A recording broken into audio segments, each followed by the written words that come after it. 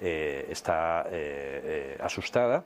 Y finalmente, en el caso de la tristeza, las comisuras de los labios hacia abajo y la posición de la cabeza son suficientes como para sugerir que está triste. Sin embargo, las cosas no son tan sencillas.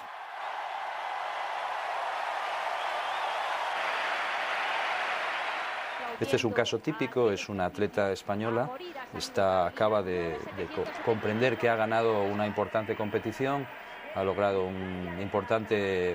una medalla histórica. Su expresión es todavía ambigua, es una expresión que carece realmente de significado, hasta que en un momento determinado reconoce a alguien entre el público, y es justo en ese momento cuando nos encontramos con la expresión de alegría que se considera prototípica y técnicamente correcta. Medalla de plata para Carolina Pascual. Su expresión no solamente está relacionada con la emoción que sin duda está sintiendo, sino con el reconocimiento social. Normalmente cuando un lego habla sobre los toreros o piensa sobre los toreros, se imagina que está sintiendo miedo. Pero sin embargo, en el mismo momento en el que están toreando, está en una situación de lo que técnicamente hablando hoy día en psicología se llama flujo. Flujo es una forma de felicidad. Su expresión en ese momento es la que podemos ver en la pantalla. Es una expresión en la que la boca hace una especie de trompeta y que se caracteriza por algo que realmente no hemos encontrado en ningún otro contexto, salvo en casos muy exóticos como por ejemplo la danza haka entre los maorís o los niños en determinadas situaciones muy precisas. Kill.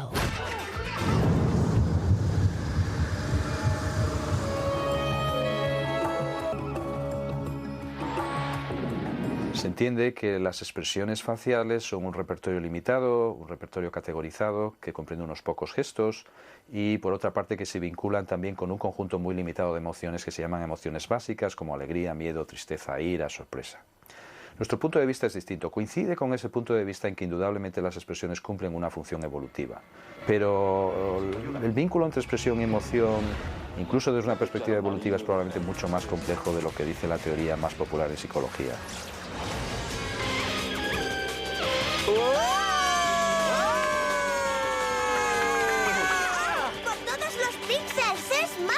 En último término, lo que nos estamos planteando es hasta qué punto realmente se puede explicar la expresión y la emoción de una forma simple, de una forma evidentemente muy gráfica, muy atractiva, que sirve, por ejemplo, para el diseño de personajes en los dibujos animados, pero que quizás no responde exactamente a lo que ocurre en los seres humanos. Genial. Oye, José María y Jaime, la gente dice la cara es el reflejo del alma. ¿Eso dicen? ¿O la mirada es el reflejo del alma? Pues toma la mirada, pero la expresión es un poco... ¿Es o no es? No sé, es que en mi opinión no es que la cara, como dices Eduardo, sea el reflejo del alma, sino que forma parte del alma. Y si uno está tenso y deprimido, pero consigue respirar profundo y sonreír un poco, generalmente se le pasa bastante el tono emocional negativo, conflictivo que estaba viviendo, ¿no? Entonces, es que no somos una cosa cartesiana, ¿no? O sea, somos una unidad. Entonces, a base, si uno está muy tenso siempre o muy enfadado, pues claro, se le acaban creando unas comisuras en los labios y un fruncido aquí en las cejas, que no es que represente, es que forma parte de su ser. Y al revés, ¿no? Y al revés. Algo que, por ejemplo, se enseña mucho en el Próximo Oriente cuando los niños se enfadan, es a que sonrían. Cuando se enfadan. Sí, o sea, que ganen ellos la batalla contra el enfado sonriendo. De las emociones o nadie hablaba o todo el mundo hablaba mal. Oh, no, eso sea en Occidente. En Oriente, no, de acuerdo. En Oriente hay una larguísima tradición milenaria de educación emocional. Fuera. Y los científicos, la comunidad científica, no os habíais metido en eso, pero hasta hace nada. Hace 20 años, sí. Y hasta menos, ¿no?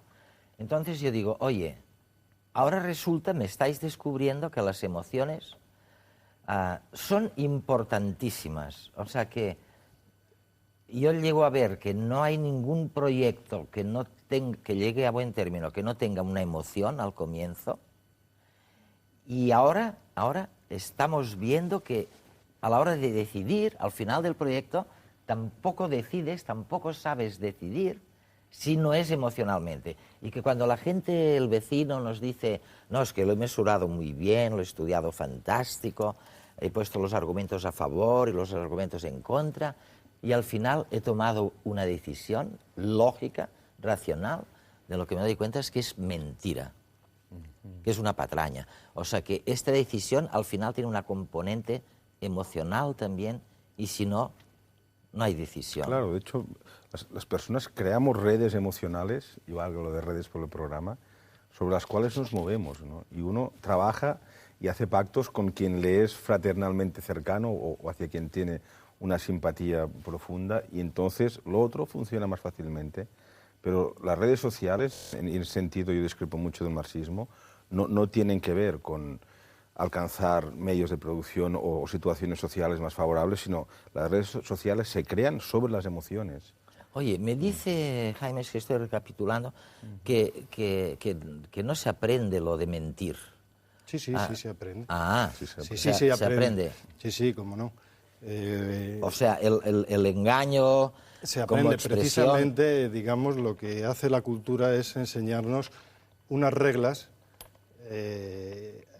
digamos, de expresión, de tal manera que uno aprende en cada contexto que es más adecuado expresar y naturalmente también aprende así a disociar un sentimiento de la propia O sea, expresión, ¿no? aprendemos el engaño. Os voy a pasar Por un supuesto. reportaje que habla un poquito de esto. ¿Qué expresa el cuerpo del otro? ¿Nos transmite la misma emoción con su rostro y con su cuerpo? ¿Somos capaces de detectar el engaño cuando observamos la expresión corporal? ¿Qué sucede en nuestro cerebro cuando nos engañan? Hasta ahora las emociones han sido estudiadas a partir de la expresión facial y de forma estática. Llegados a este punto, me gustaría saber la importancia de la información dinámica y por eso utilizo vídeos. Hay entonces un desarrollo en el tiempo y creo que es algo importante que debemos investigar. Quizás el cuerpo expresa informaciones diferentes de las del rostro, o incluso informaciones que pueden falsear el juicio del observador. Porque si fuéramos constantemente coherentes con lo que expresamos, seríamos demasiado previsibles. Y mostraríamos, por tanto, una cierta fragilidad.